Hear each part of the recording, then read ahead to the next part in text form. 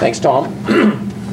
Well, I think the description that Tom and Manny have given of the book explains even better than I did why the Macdonald-Laurier Institute wanted to host this event. We're very much committed to the idea that there are two very powerful forces that act on every government.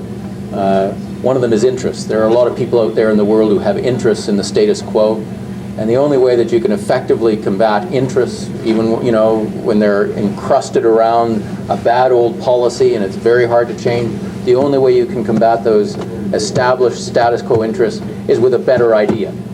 And that's what Tom and his colleagues have done, put a better idea on the table. And if the Macdonald-Laurier Institute can continue to find people with great ideas like that, bring them to Ottawa, and challenge the status quo with a better alternative, we will have done everything that I hoped we would be able to do. Do we have time to take any questions? I think we do have time to take maybe 2 or 3 questions. Anybody? Questions for Tom or Manny?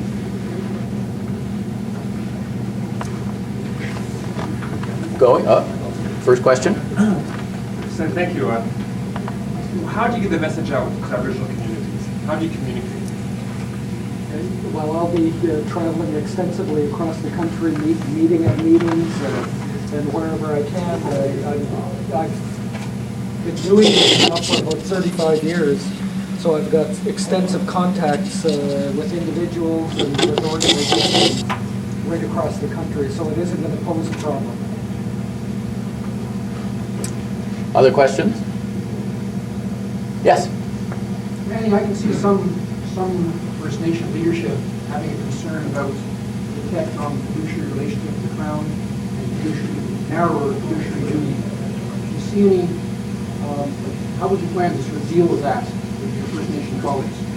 Well, firstly, this deals with specifically the land sections of the Indian Act, so it doesn't deal with the entire Indian Act itself. That's for somebody else to fix.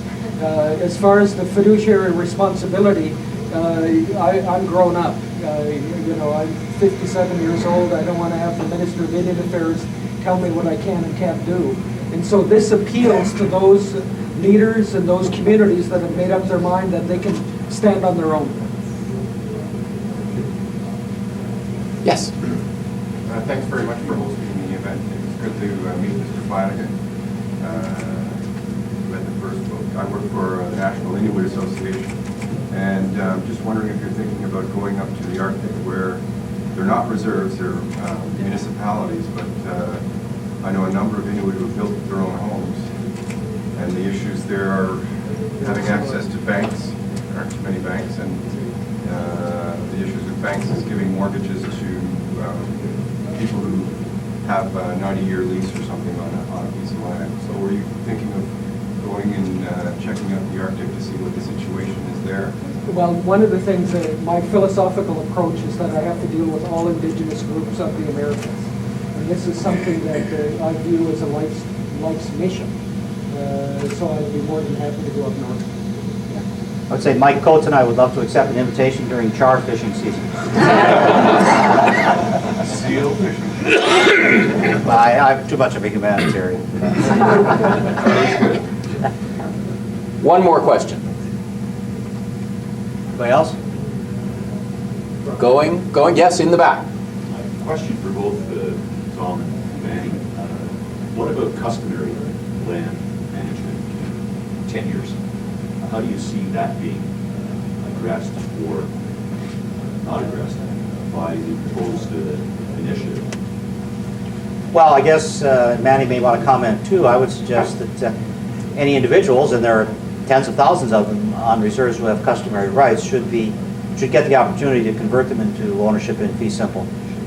It may take a long time to do that, but that would be the ideal, I would say. Yeah, I've dealt with lots of communities across the country that have customary land holdings. And one of the reasons they don't want to convert it to a certificate of possession is that they don't have any flexibility. They realize the limitations. And so I think that, like the CP holder, they're in a good position to be able to ultimately convert their holdings to a fee simple title. Yeah, and I was just saying, I think the authors have signed a lot of books, but if there's some we haven't signed, we've got to catch a plane to Toronto, but we can, what time is it? 6:30? Oh, yeah, well, we can stay till 7 anyway. So go out and buy some more books, and we'll keep signing. Yes, question over. Oh, okay, one more, just briefly though. Well, Hang on. I just wondered whether we can, I just wondered whether we can have both. That is, this freehold property idea alongside this massive,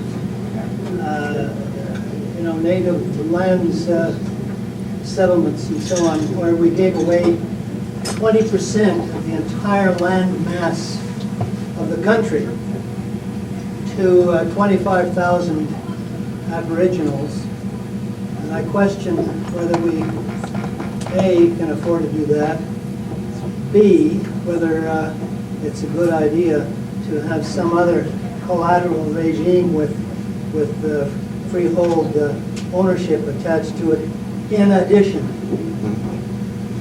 Well, maybe we both need to answer that. I would say our proposal is only addressed to the problems of Indian reserves at the moment. It does not deal with the issues in the north, where I think the large volumes of land you're talking about are modern land claim settlements in the north, and there's different types of rights. Yeah. Okay, we're not suggesting that all of those immediately be turned into freehold. Our proposal is directed at the problems of First Nations that are under the Indian Act and are living on land reserves. So the north is, I think, somewhat outside that, in my understanding, but maybe Manny can clarify it. Well, yeah. It's Oh, you've asked your question, let's hear the answer. It's huge. None of that, no. All right, we've heard the question. We're going to listen to the answers now.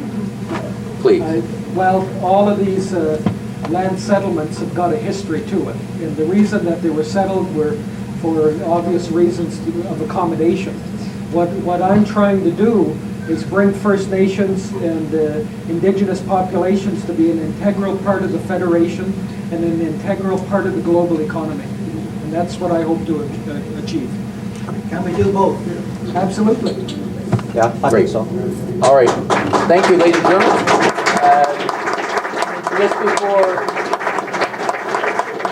Just before I let you go, let me again acknowledge our two very kind sponsors, Rick Anderson and the Walton Group of Companies over there on the left, and Mike Coates and Hill and Knowlton. Thank you very much.